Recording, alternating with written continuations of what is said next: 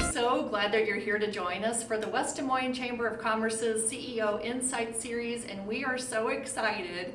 Today we have Miriam De Dios Woodward, and she is the Global CEO of PolicyWorks. So we're so excited that you're here this morning. Gosh, thank you so much for the opportunity to be here, Katherine. This is so fun. So I want to learn all about you. I know our audience wants to learn all about you too. So tell us about your leadership journey to where you are today. Sure. I feel like I have to go a bit back here in terms of that leadership journey. I would say, it kind of all starts with education a bit. So I'm a cyclone and actually got my master's at the other school as well. So I'm a little bit of, kind of playing both sides there. But really had a focus on business when I was in school. And so straight out of school, I had an opportunity to work at John Deere Financial. It was John Deere Credit back then. So got my start there. Working a bit in the marketing arena, did a little bit of kind of process management, project management a bit. And then a few years after that, just kind of serendipitously ran into the credit union industry. There was an opportunity to work at an organization that had just started, Coopera. It was affiliated with the Iowa Credit Union League, and the focus of the organization was to help primarily credit unions reach and serve the Hispanic market as an opportunity for growth. Amazing founder of the organization, met him, learned about the vision of the organization and said, wow, this is pretty unique, something that actually I can marry my business background and education with my culture and background. I'm of Mexican heritage, so I'm Hispanic myself, and just thinking about how I can incorporate my language, knowledge of the culture into a service delivery to clients was just fantastic. And I joined Coopera and was there the first employee hired at the organization, eventually worked through a variety of positions there and became the CEO of the organization. So spent about 12 years with Coopera and recently transitioned over into a completely new field. I'm in the governance, risk, and compliance field now with PolicyWorks. And we've just gone through a transformation. We've added a technology platform to our suite of services. We've merged with a European organization that founded that technology. And so now I am running an international organization here as of the last couple of years and have been with PolicyWorks now. So yeah, it's quite an interesting kind of array of, just trajectory, if you will. Yes. Wow, amazing. So I love, your story about filling some unique needs within some different communities, which is very, very important right now, especially. Definitely. So how are you now, working to fill needs of some of these populations and that line of work? That's so definitely, important. and that is something I will continue to be passionate about. Just kind of given where I come from and just knowing how important that is to be inclusive and diverse, to create diverse organizations in our community.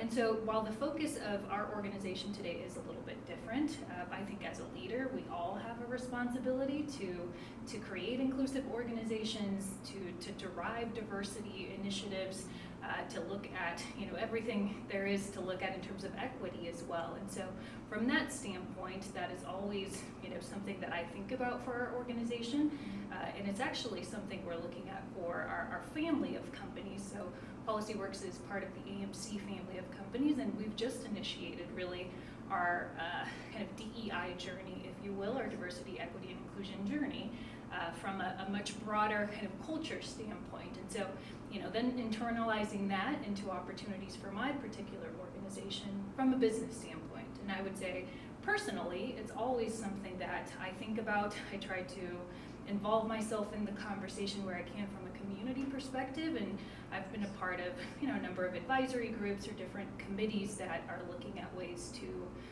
just be better in this space. And so there's always those opportunities that come up, and I try to do my part from a volunteer standpoint. From that perspective where I can.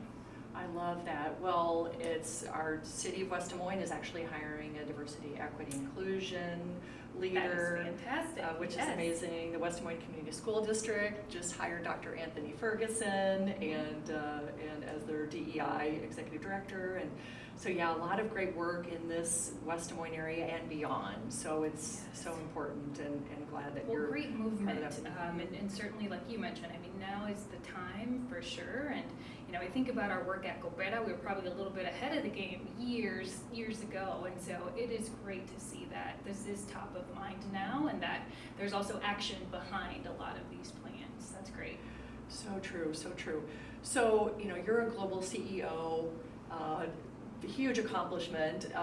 What is some of the best advice maybe that you have gotten in your past that helped to see yourself in that role? Sure. Yeah. So. Well, I've run across just a number of great leaders throughout my leadership journey that I've learned a ton from, and I mean they have all provided just all sorts of guidance, and I think it all adds up, right, to just the point in time where you're at today. I mean, even kind of minor things.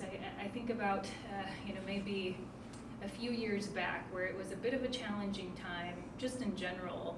I'm trying to think, maybe around election time about 4 years ago, just kind of a challenging time for our environment, thinking about what the future would hold. And I remember talking to one of my mentors, and him reminding me that as you think about the outcome of a scenario, it likely will never be that worst case scenario or that best case scenario. So just reminding me to really worry about, what I could control, because at the end of the day, it'll land somewhere in the middle. And so that was just, it's kind of one of those common sense things, but at the time it reminds you about exactly that. Why spend time and energy, worrying about what may not happen, because ultimately, likely those things that you're thinking are not going to happen. And so that's probably one that sticks out to me more recently that I've carried with me. I love that. Yeah, keeping things in perspective for sure, for sure. The chamber team had the fortunate opportunity to be involved in a program called Power Up that Athene put on the other day, and it was amazing. It was about women in leadership roles and seeing yourself as a leader, and things that hold us back that we may not know hold us back. So it was very insightful. What do you see as a female leader? Any advice or nuggets of information that you would love to impart on maybe young women that want to be a global CEO someday, and here you are, so any advice, I guess? Sure. And some of this may just be general advice, and I mean thinking about just the kind of coming back to my journey, and many times, especially early on in my journey, it would not be uncommon for me to be probably the youngest person in the room, in many cases, the only diverse individual or a minority individual, and one of few women, if any women at all. And so, thinking about those situations, it can be really intimidating, right? And I'm not going to say I wasn't intimidated, because I was in some of those conversations, and I probably tended to be, maybe a little bit quieter, when it came to maybe socializing with the group. I probably held myself back a little bit because I had some self-doubt about, well, what could I connect with these folks about? Having, maybe a bit of a different background, I thought was perhaps more of a negative thing. And so kind of thinking about it now, I've really internalized that a lot. And just even in my career, being able to leverage my background as something unique and something that adds value to the conversation from a business perspective, but let alone just from getting to know someone and just being inclusive of folks. That may not be the particular situation for everyone, but if you think about it just from a female perspective, even just being yourself and not being afraid to jump into the conversation or start the conversation, sharing a little bit about your background, because oftentimes that is what sparks the connection, and I think people always learn from that. And it is that human connection that also drives business and drives leadership. So I think that's probably been one of my biggest learnings that I've used to leverage quite a bit, and just, remembering that those differences are valuable, and especially today, and they can bring in some, you can be a very unique asset to an organization just from that perspective. Exactly. So having the confidence to speak Yes. up and share, You got it. Yeah, make those Yeah, don't connections. be afraid to do it. I love that. Don't be afraid to do it. Okay, yeah, because sometimes we get paralyzed and Yes. what should I say? I'm not going to say anything because Yes. And I would do So- that a lot, just kind of internalizing in my head, and so just let that go and jump right in.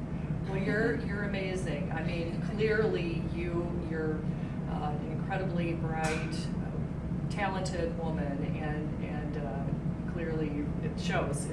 So You're very kind. Thank you. It's wonderful. So very admirable.